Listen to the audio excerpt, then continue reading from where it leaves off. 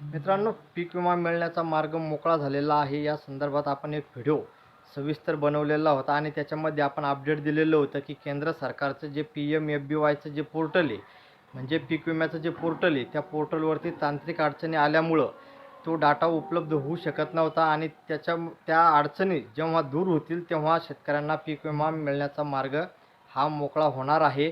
आणि त्या संदर्भातील देखील आपण माहिती व्हिडिओच्या माध्यमातून घेतलेली होती की ती अडचण जी होती ती दूर करण्यात आलेली होती. पण तरी देखील शेतकऱ्यांना पीक विमा अद्यापपर्यंत, म्हणजे हा व्हिडिओ टाकून जवळजवळ 8 ते 10 दिवस उलटले आणि जानेवारी महिन्यात शेतकऱ्यांना पीक विमा हा मिळणार या संदर्भातील केंद्र सरकारच्या असतील, राज्य सरकारच्या असतील, ज्या माहिती समोर येत होती त्याला अनुसरून अद्यापपर्यंत शेतकऱ्यांना पीक विमा का जमा करण्यात आलेला नाही, नेमकी अडचण काय आलेली आहे, हीच अडचण आजच्या व्हिडिओच्या माध्यमातून समजून घेण्याचा प्रयत्न करू. आणि नेमका पीक विमा हा कधीपर्यंत शेतकऱ्यांना मिळू शकतो आणि कोणत्या शेतकऱ्यांना हा पीक विमा मिळणार आहे या संदर्भात सविस्तर माहिती आजच्या व्हिडिओच्या माध्यमातून जाणून घेण्याचा प्रयत्न करू. मित्रांनो, चॅनलवर पहिल्यांदा आले असाल तर चॅनलला सबस्क्राईब करा, व्हिडिओला लाईक करा. मित्रांनो, बरेचसे शेतकरी म्हणतात की तुम्ही खोटी माहिती देता. खोटी वगैरे माहिती काहीच नाही आहे. जशी अपडेट समोर येते तसंच आपण आपल्या व्हिडिओच्या माध्यमातून ती शेतकऱ्यांपर्यंत पोहोचवण्याचा प्रयत्न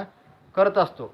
मित्रांनो, हा प्रामाणिक प्रयत्न करत असताना प्रत्येक अपडेट आपण सांगितली त्या पद्धतीनंच होईल असं नाही आहे. कारण पीक विमा कंपनी त्याच्यामध्ये वेगवेगळ्या प्रकारचे अडथळे हे निर्माण करत आहे आणि त्याच्यामुळं हा पीक विमा मिळवण्याला म्हणजे अडथळा निर्माण झाल्यामुळं आणि पीक विमा कंपनी ही वेगवेगळी शक्कल इथं लढवताना तुम्हाला दिसत आहे. मित्रांनो, आता पीक विमा कंपनीच्या माध्यमातून जे पीक कापणी प्रयोग हे घेण्यात आलेले होते, त्या पीक कापणी प्रयोगावरती बऱ्याचशा जिल्ह्यामध्ये, बऱ्याचशा महसूल मंडळामध्ये आक्षेप नोंदवण्यात आलेले आहेत.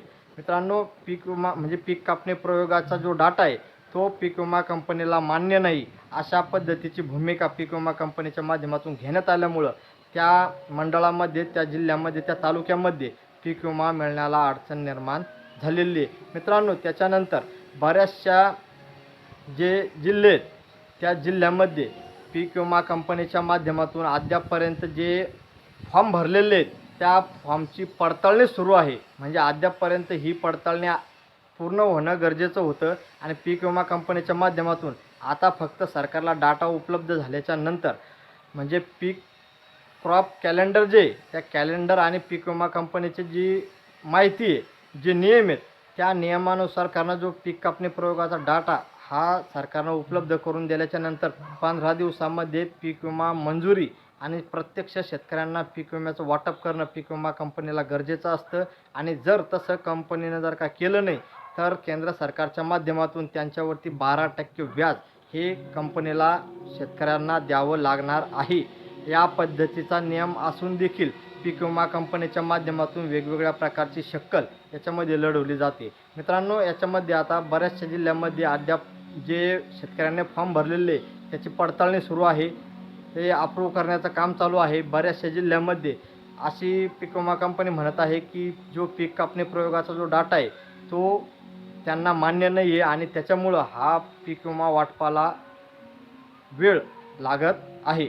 आणि हे जोपर्यंत आता पीक विमा कंपनी काही जिल्ह्यामध्ये लवकरच हा पीक विमा मंजुरीचं देखील, म्हणजे ज्या ज्या जिल्ह्यामध्ये असतील, जे तालुके असतील, त्यात ज्या ज्या तालुक्यांमध्ये कुठल्याही प्रकारचा अडथळा नाही आहे, म्हणजे पीक विमा कंपनीच्या माध्यमातून जिथं आक्षेप नोंदवण्यात आलेले नाही आहे आणि ज्या ज्या महसूल मंडळामध्ये सर्व डाटा क्लिअर आहे अशा महसूल मंडळांना तरी पीक विमा कंपनीच्या माध्यमातून पीक विमा वाटप करण्यात यावा, ही भूमिका आता केंद्र सरकारच्या माध्यमातून घेण्यात आलेली आहे. आणि त्याच्यामुळं लवकरच ज्या ज्या मंडळामध्ये कुठलीही अडचण निर्माण झालेली नाही, पीक कापणी प्रयोग असेल, त्याच्यानंतर जे फॉर्म भरलेले त्या फॉर्मचं अप्रूव्हल असेल, या संदर्भातील जिथं कुठलीही अडचण नाही त्या जिल्ह्यामध्ये, त्या महसूल मंडळामध्ये हा पीक विमा वाटपाला लवकरच सुरुवात होईल अशी शक्यता आता आहे. आणि ज्या ज्या महसूल मंडळामध्ये पीक विमा कंपनीच्या माध्यमातून आक्षेप नोंदवण्यात आलेले ते आक्षेप म्हणजे पहिले